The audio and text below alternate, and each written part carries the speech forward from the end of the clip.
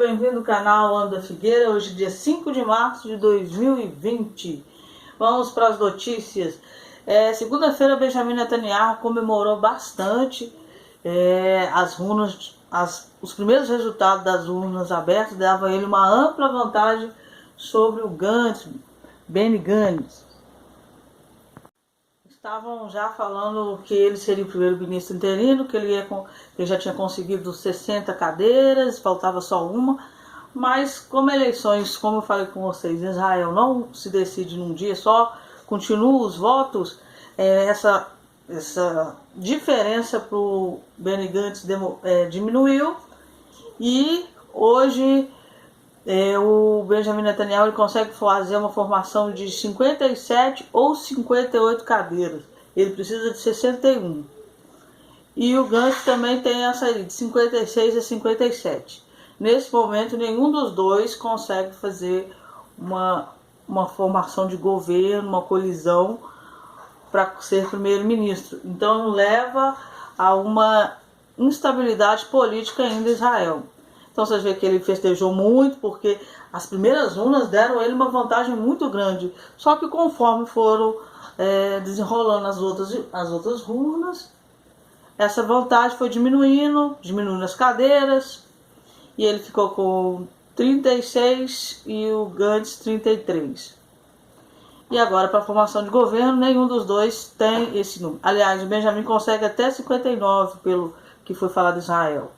O Gantz que consegue entre 57 a 58. Nenhum dos dois consegue 61 cadeiras.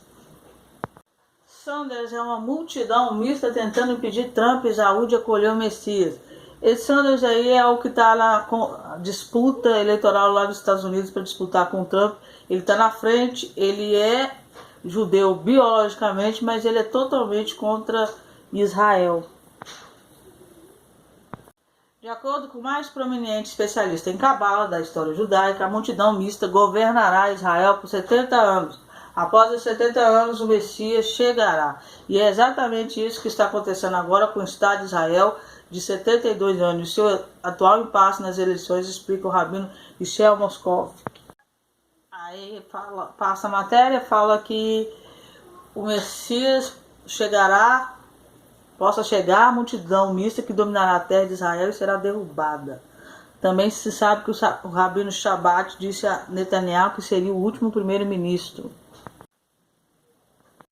Superlua para aparecer em Purim. E depois, na Páscoa, um presságio sinalizando o retorno iminente da dinastia davídica.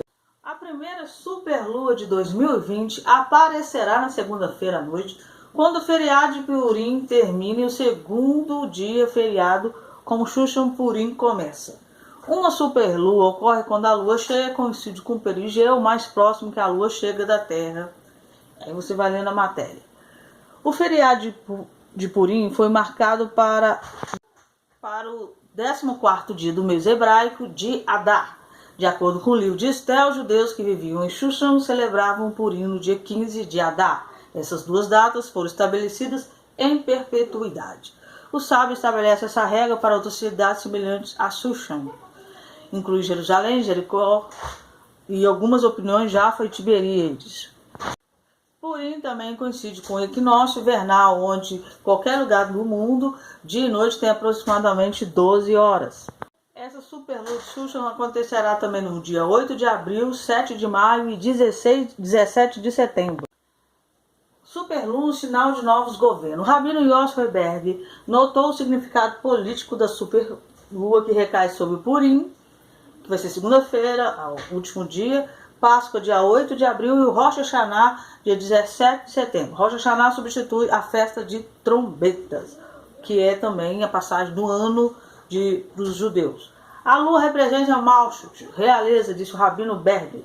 Todo o reino sobe e desce, eventualmente desaparece. Somente Israel e a dinastia davídica são eternos. Porém, é quando vemos a glória de Deus trazida ao mundo, superando os reis terrestres e as forças políticas que agiram contra os judeus. O Pessah, o Páscoa, foi quando Hashem tirou os judeus do Egito. E Rosh Hashanah é quando os judeus declaram que Hashem é o rei. Sabemos pelo Talmud que a redenção virá nos meses de Adar e Nissan, nos meses de Purim e Peshá, ou seja, agora março e abril. Aliás, fevereiro, março e abril, porque pega metade do mês do outro no nosso calendário. Tem um vídeo meu que fala sobre isso aí. A cidade de Sushom e muitas outras cidades ficam confusas. É interessante notar que a cidade de Purim ficou estupefada depois que o rei Assuero enviou o decreto de Amã para matar os judeus. E a matéria segue falando da história de Esther, né? Os sábios judeus, Purim depois do Messias. Os sábios judeus ensinam que quando o Messias chegar, nenhum dos festivais bíblicos será mais comemorado, exceto Purim. Só que lá em Zacarias fala da festa de tabernáculos. Estranho pular esse livro. Purim é chamado de feriado oculto, pois nem o nome de Deus, nem a sua intervenção aparece na história de Purim. O nome de Esther, a heroína da história, significa literalmente oculto. O rabino Princess Winston, um prolífico autor do Fim dos Dias, explica que a luz distintiva de Purim, que está incorporada na capacidade de reconhecer Deus, mesmo quando ele está oculto, nunca será extinta. Purim, um tempo em que os inimigos se tornam amigos da redenção. Os judeus recebem ordens de beber Purim até que não consigam mais distinguir entre Mordecai, o herói justo, e Amã, o vilão do mal. A história teve lugar na Pérsia, atual Irã, uma região atualmente governada por um regime iraniano que é o maior inimigo de Israel. Mas da mesma maneira que o livro de Esther lança a tragédia para a vitória, o Sinédrio vê o Irã como um possível ator-chave na construção do terceiro templo. A análise rabínica sobre o coronavírus. O especialista messiânico, orador internacional da Torá, Rabbi Mendel Kessin, especulou porque os 3 países mais atingidos pelo coronavírus são China, Irã e Itália. China porque ela viola os 7 leis da Torá que fala para não comer animais vivos. O Irã por ser o maior inimigo de Israel. E a Itália por ter destruído várias vezes ali, através dos romanos, a cidade santa e invadido Israel. Aí ele fala Salmo 9, versículo 8. As eleições em Israel e as profecias rabínicas. Está aí uma profecia de 1997, está aí o Benjamin Netanyahu. No entanto, por trás das manchetes que estão falando que o Benjamin Netanyahu não consegue formar governo nem seu rival, pode haver uma espécie de profecia que se concretizou. Isso porque o rabino Yitzhak Kaduri, um dos líderes espirituais sefardistas mais influentes do século, que faleceu em 2006, aos 106 anos, reuniu com Netanyahu em 1997, durante seu primeiro mandato como primeiro-ministro. O rabino Kaduri sussurrou uma longa mensagem no ouvido do político. O rabino Shmuel, um seguidor do rabino Kaduri, revelou que Kaduri sempre sustentou que Netanyahu serviria por muito tempo e após seu mandato chegaria o Messias.